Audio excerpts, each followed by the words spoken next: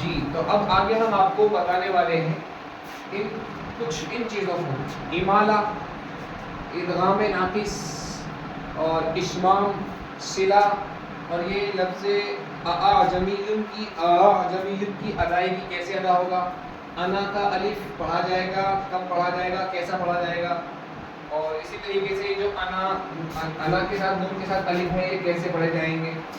اسی طریقے سے یہ جو الم نخلقکم کے اندر قاف ہے اور کاف ہے، اس کے اندر ادغام کیسا ہوگا. اور یہ بعض جگہوں پر آپ صاد کے اوپر چھوٹا سا سین بھی لکھا ہوا دیکھتے ہیں، تو یہاں پر صاد پڑھیں یا سین پڑھیں، کیا کریں. ہم المسیطرون کے اندر بھی صاد پر سین لکھا ہوا ہوتا ہے، تو اس کی صاد سے ادائیگی کریں یا سین سے ادائیگی کریں.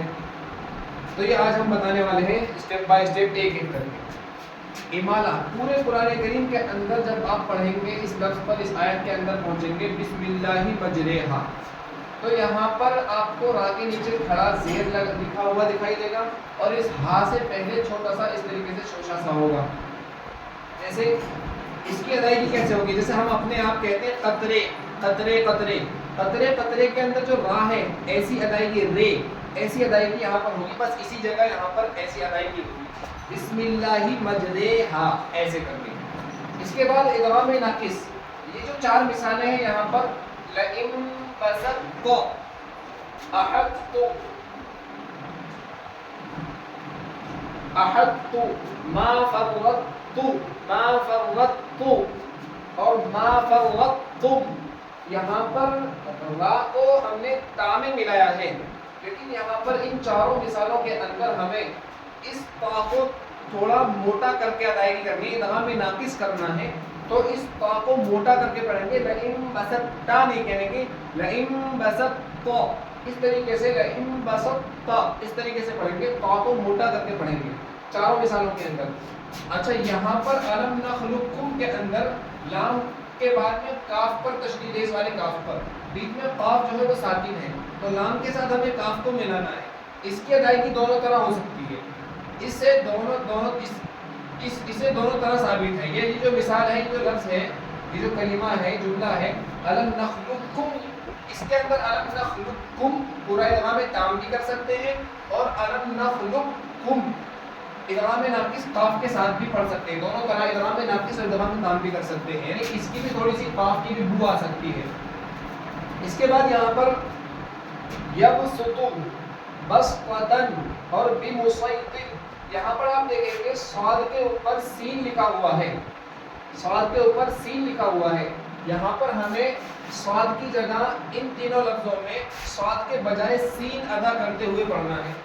صاد کے اوپر یہاں ان کو اچھی طرح پہچان لیں، یبسط اور بسطتن اور بمسیطر. یہاں پر جو صاد کے اوپر سین لکھا ہوا ہے، یہاں پر آپ ان تینوں مثالوں کے اندر اس صاد کے بجائے سین سے ادا کریں. سین سے ادا کرنا بہتر ہے، اور اگر آپ نے صاد سے ادا کر دیا تو بھی کوئی حرج نہیں ہے، لیکن سین سے ادا کرنا اچھا ہے. اور ایک مثال یہ ہے ہم المسیطرون، ہم المسیطرون کے اندر آپ سین اور صاد دونوں طرح پڑھ سکتے ہیں.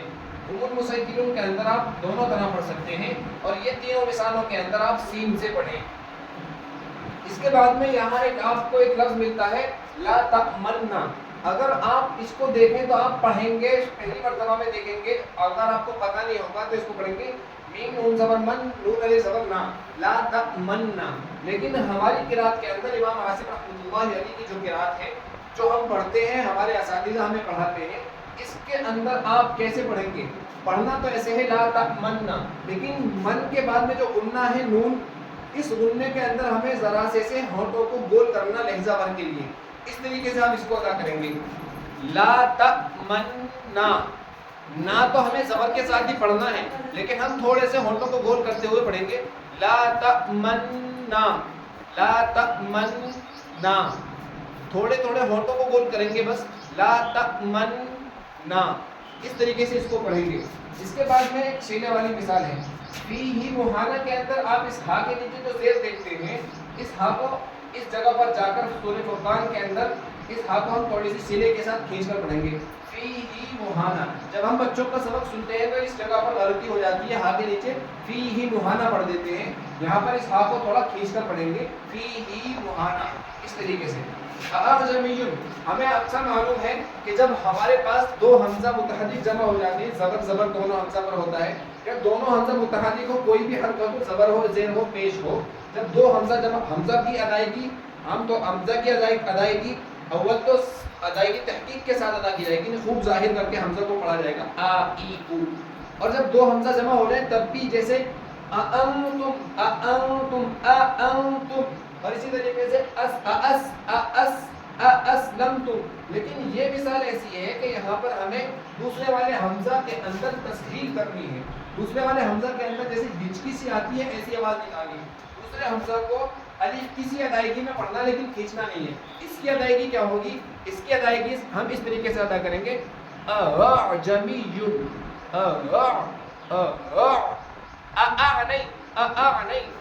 अअजमियुन, इस तरीके से इसको अदा करेंगे। तीसरी बात, यहाँ पर अना के अंदर जो नून के साथ अलिफ है, इसके बारे में बताया है। यहाँ पर ये लफ्ज़ अना जो है, ये बगैर अलिफ के हमजा ज़बर अ, नून ज़बर ना, अना पढ़ा जाता है। ये अना जिसके साथ अलिफ लिखा हुआ है, ये बगैर अलिफ के अना पढ़ा जाता है। अलबत्ता अगर इस अना पर वक्फ करना हो, ठहरना हो, रुकना हो, तो इस पर अलिफ के साथ पढ़ेंगे।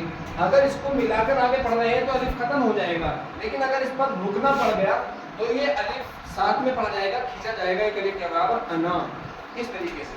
और अगर और नीचे जो ये नीचे ये मिसालें लिखी हुई हैं, व अना बा, व अना बू, व अना सिया, और अल अनाबी, लिका अना, जा अना, ये जो मिसालें लिखी हुई हैं, इनके साथ में जो अलिफ है, ये वाला अना नहीं है, ये पूरा लफ्ज़ है। इसके अना को कम करने की कोशिश ना करें। तभी आप जो है मिलाकर पढ़ने की सूरत में व अना बा ऐसा पढ़ें। ये जो मिसालें हैं, इन मिसालों के अंदर नून के साथ जो अलिफ है वो पढ़ा जाएगा। और ये जो अना है, ये अना जब इस पर रुकेंगे जब अलिफ पढ़ा जाएगा, और अगर मिलाकर पढ़ेंगे तो अलिफ खत्म हो जाएगा, खाली हमजा ज़बर आ, नून ज़बर ना, अना पढ़ा जाएगा। अस्सलामु अलैकुम व रहमतुल्लाहि व बरकातुहू।